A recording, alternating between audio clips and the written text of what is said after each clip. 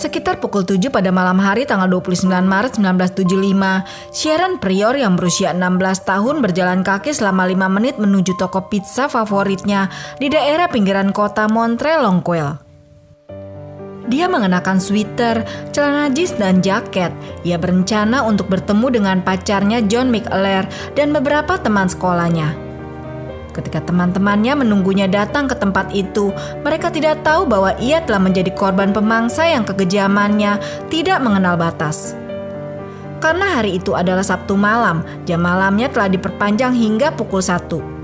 Namun saat ia tidak pulang ke rumah pada waktu yang telah disepakati, Yvonne ibunya menelepon beberapa teman anaknya sambil berharap ia masih bersama mereka. Ketika dia mengetahui bahwa putrinya tidak pernah berhasil sampai di restoran pizza, dia tahu sesuatu yang buruk telah terjadi pada anak gadisnya.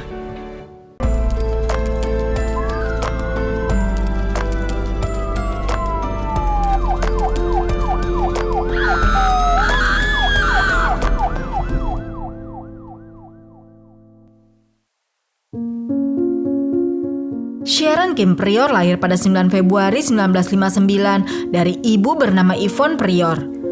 Dia memiliki 2 adik perempuan yang bernama Doreen dan Maureen. Ia dikenal sebagai remaja yang sangat dapat diandalkan dan ramah. Pada usia 16 tahun, tinggi badannya telah mencapai 160 cm dengan berat badan di 48 kg.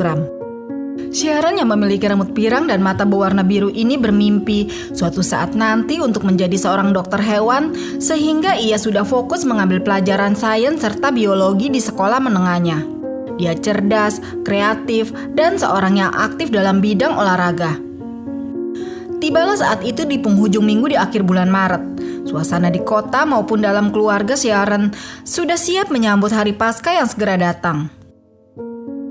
Akhir pekan Paskah bagi Sharon dimulai seperti pagi biasanya. Dia bangun, melakukan tugas pagi, dan sarapan bersama adik-adiknya. Sementara ibunya pergi berbelanja untuk membeli beberapa barang di menit-menit terakhir yang dibutuhkan untuk makan malam Paskah, serta membeli beberapa telur dan permen untuk anak-anaknya. Ketika ibunya kembali ke rumah pada pukul 3, Sharon dan ibunya menghabiskan waktu bersama mengecat telur-telur tersebut sambil mendiskusikan tentang Paskah. Kemudian ketika malam tiba, keluarga besar Sharon duduk bersama untuk melakukan makan malam. Mereka terlihat sangat bersemangat di malam tersebut karena Yvonne sudah menyiapkan kalkun dan juga sup yang sangat mereka sukai. Setelah makan malam, teman Sharon dari rumah tetangga mampir. Mereka telah berteman sejak usia 5 tahun. Sharon memberitahu temannya bahwa dia ingin pergi ke Marina Pizzeria yang terletak di sudut Wellington dan Ash Avenue. Dia akan bertemu dengan beberapa teman di sana dan juga pacarnya John McAleer. Di kamar tidur Sharon, dia dan teman-temannya mencoba berbagai pakaian untuk menentukan mana yang akan mereka kenakan ke restoran. Sharon akhirnya memilih salah satu kemeja milik ibunya dan jaket suit coklat. Saat mereka keluar, hujan mulai turun. Mereka mengucapkan selamat tinggal. Kemudian Sharon beserta temannya segera bergegas keluar. Itulah terakhir kalinya ibu Sharon melihat putri kesayangannya. Karena malam itu Sharon tidak pernah pulang kembali ke rumah mereka. Pada hari biasanya, Sharon akan pulang ke rumah pada pukul 11 malam atau paling lambat pukul 1 dini hari di saat weekend. Jika dia akan pulang terlambat pun, Sharon selalu tidak lupa menelepon keluarganya. Namun malam itu dia tidak dapat menelepon dan tidak pulang seperti yang diharapkan. Ibunya semakin khawatir karena tidak seperti biasanya Sharon berada di luar hingga larut malam. Dengan hati yang hancur, ibunya melaporkan Sharon sebagai orang hilang kepada polisi setempat.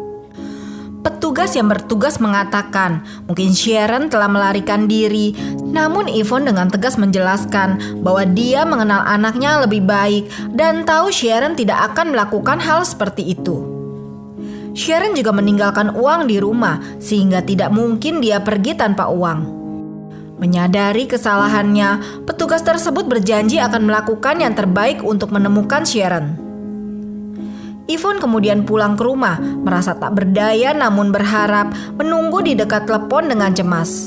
Setiap dering telepon membuatnya berharap bahwa itu adalah kabar dari Sharon. Dia terus memandangi jam, mengkhawatirkan keselamatan putrinya, dan berdoa agar Sharon segera kembali dengan selamat. Malam itu adalah salah satu malam terpanjang dalam hidup Yvonne, penuh dengan kecemasan dan ketidakpastian.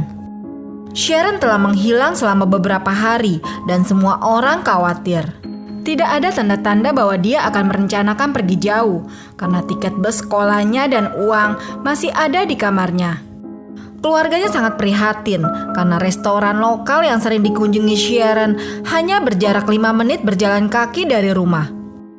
Beberapa teman sekelas Sharon dari sekolah menengah Verdun secara sukarela membantu mencari Sharon bersama dengan polisi setempat. Selama berhari-hari, warga menjelajahi daerah tersebut untuk mencari Sharon. Hari demi hari berganti, sampai tibalah di suatu hari di tanggal 1 April 1975. Terpaut sejauh 15 mil dari rumah Sharon di tengah keheningan pedesaan, seorang peternak lebah mendapati pintu gerbang pembatas menuju area sarang lebahnya terbuka lebar. Ketika dia pergi untuk menyelidikinya, dia menemukan pemandangan yang mengerikan. Di sana, tergeletak di atas salju, ada tubuh seorang gadis muda dengan kemeja kerja pria yang diikatkan di lehernya.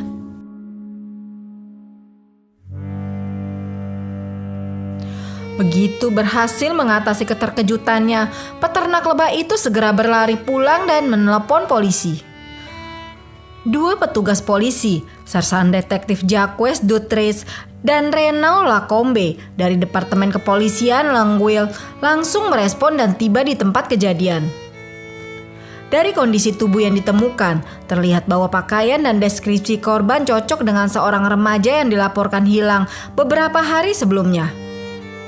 Dia mengenakan sweater, jaket, sepatu, dan kaos kaki. Celana dalamnya berada beberapa meter jauhnya, tersangkut di sebuah dahan pohon. Para penyelidik cukup yakin bahwa korban dan sosok yang ditemukan di lapangan adalah orang yang sama. Pada sore harinya, jasad tersebut diidentifikasi secara positif sebagai Sharon Prior. Kabar meninggalnya Sharon Prior sangat menyulitkan keluarganya. Yvonne sang ibu langsung syok dan sangat bingung saat mengetahui bahwa putrinya telah dihabisi sehingga dokter perlu memberikan obat penenang untuk menenangkannya. Otopsi mengungkapkan bahwa Sharon telah diperkaos dan kemudian meninggal karena sesak napas.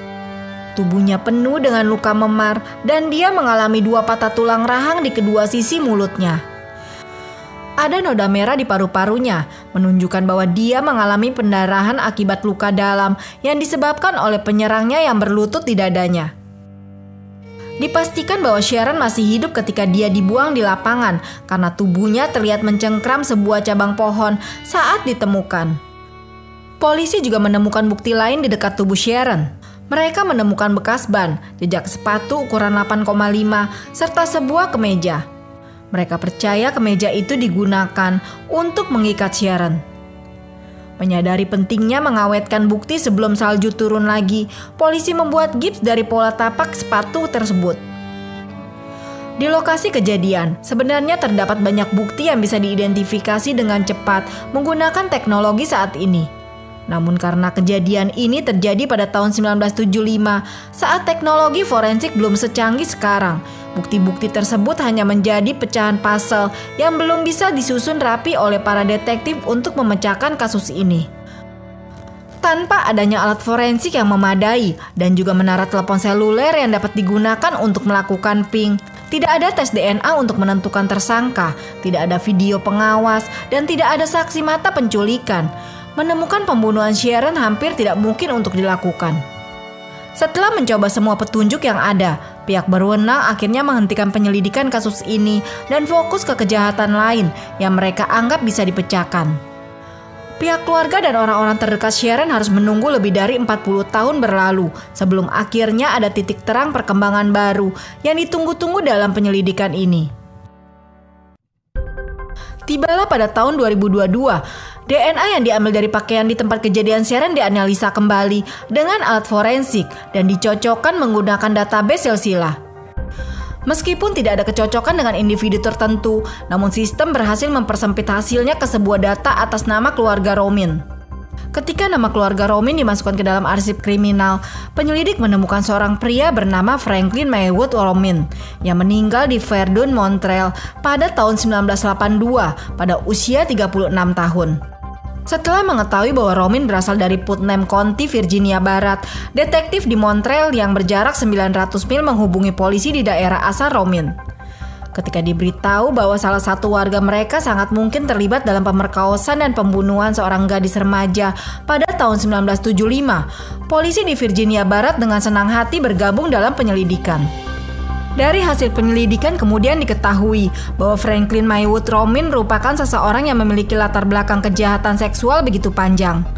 Selain ia terlibat kasus kekerasan seksual di masa remajanya, kasus terbesarnya yang menyeret dirinya adalah di tahun 1974 ketika ia melakukan pemerkosaan kepada seorang pelayan yang menolak cintanya. Saat itu diketahui Franklin mengikuti pelayan tersebut ke rumahnya serta menunggu di luar hingga lampu padam. Setelah menunggu pelayan itu tertidur, dia kemudian memecahkan jendela dan memasuki apartemennya. Dia menyelinap ke kamar tidurnya dan memperkaos ibu muda yang ketakutan saat anaknya yang berusia 4 tahun tidur di ruangan yang sama. Petugas di kedua sisi perbatasan semakin yakin bahwa Romin adalah pembunuh Sharon. Namun, karena Romin telah meninggal sebelum tes DNA muncul, ini membuat kasusnya semakin sulit. Tanpa sampel dari Romin sendiri, penyelidik memutuskan untuk membandingkan DNA dari saudara kandungnya dengan profil yang tersimpan dalam database. Saudara laki-lakinya, Noah dan Michael, setuju untuk membantu. Mereka ingin tahu apakah saudara mereka mungkin melakukan pembunuhan itu dan sangat ingin mengungkap kebenaran. Selama wawancara rutin dengan polisi, para detektif menemukan bahwa Romin pernah memiliki Jeep Wrangler dan mengenakan sepatu ukuran 8,5 yang sama dengan pembunuh Sharon. Dalam upaya terakhir untuk menyelesaikan kasus Sharon, pada bulan Maret 2022, para detektif di Kanada mengajukan petisi kepada seorang hakim di Virginia Barat untuk menggali tubuh Franklin Romin dengan tujuan mengekstraksi DNA dari tulang belulangnya. Ketika keluarga Romin mendengar bahwa pihak berwenang ingin menggali kuburan Franklin, mereka menolak karena ibu mereka yang suci telah disemayamkan di samping putranya. Setiap gangguan pada makamnya akan mempengaruhi makamnya juga. Setelah mempertimbangkan dengan seksama, hakim memutuskan bahwa menyelesaikan kasus pembunuhan lebih diutamakan daripada kekhawatiran keluarga Romin. Pada 20 April 2023, penggalian diizinkan untuk dilanjutkan. Proses pengujian DNA memakan waktu beberapa minggu karena sangat rumit. Ketika hasilnya keluar, para detektif yang bekerja keras mendapat hasil yang sepadan. Pada 23 Mei, diumumkan bahwa yang diambil dari tubuh Sharon dan DNA yang dimiliki Franklin Romin cocok 100%. Ini menegaskan bahwa Romin adalah orang yang memperkaos dan membunuh Sharon pada tahun 1975. Setelah kepingan terakhir dalam puzzle kasus kematian Sharon ditemukan, inilah kemungkinan yang terjadi di malam tersebut dari proses investigasi yang dikumpulkan sejak tahun 1975. Ketika para detektif di tahun 2022 mengangkat kasus yang lama terabaikan ini kembali ke permukaan, mereka mulai menyelidiki kejahatan seksual lainnya yang terjadi di sekitar Longwood selama periode tersebut untuk mencari petunjuk yang bermanfaat. Saat itu mereka menemukan bahwa ternyata ada seorang wanita muda telah melarikan diri dari penculikan yang sama hanya beberapa saat sebelum Sharon diculik di jalan yang sama. Gadis itu bernama Cheryl Roy yang berusia 23 tahun, di mana di malam tersebut sedang berjalan di dekat restoran pizza ketika seorang pria yang tampak berantakan muncul entah dari mana mengacungkan pisau. Ketika pria itu mencengkram lengannya dan mencoba membawanya pergi, ibu muda yang ketakutan itu melawan. Cheryl bertarung seperti layaknya seekor kucing liar, menyebabkan si penyerang melepaskan cengkramannya. Dengan adrenalin yang terpacu, ia berlari ke dalam toko terdekat dan memberitahu pemiliknya bahwa ada seorang pria yang mengincarnya. Pada saat polisi tiba, penyerangnya telah melarikan diri ke dalam kegelapan. Cheryl telah mendapatkan gambaran yang cukup baik tentang pria itu untuk menggambarkannya kepada seniman sketsa forensik. Beberapa dekade setelah kejadian itu, para detektif di Kanada dan Virginia Barat dikejutkan dengan betapa miripnya pelaku penyerangan Cheryl dan Franklin Romin. Selagi polisi melakukan investigasi dengan menyebarkan gambar-gambar tersebut, tepat kira-kira berselang hanya 1 jam kemudian, tibalah Sharon yang datang dari arah rumahnya melalui jalan yang sama menuju ke restoran pizza. Besar kemungkinan di saat inilah Franklin menculik Sharon, lalu membawanya ke suatu tempat yang tidak diketahui oleh penyelidik dan menyekapnya di sana. Selama proses penyekapan inilah berdasarkan hasil forensik di tahun 1975, kemungkinan Sharon mengalami proses kekerasan dan pemerkosaan berulang kali. Beberapa hari kemudian di tanggal 1 April 1975, Franklin membawa Sharon yang tak sadarkan diri menuju ke lokasi tubuhnya ditemukan.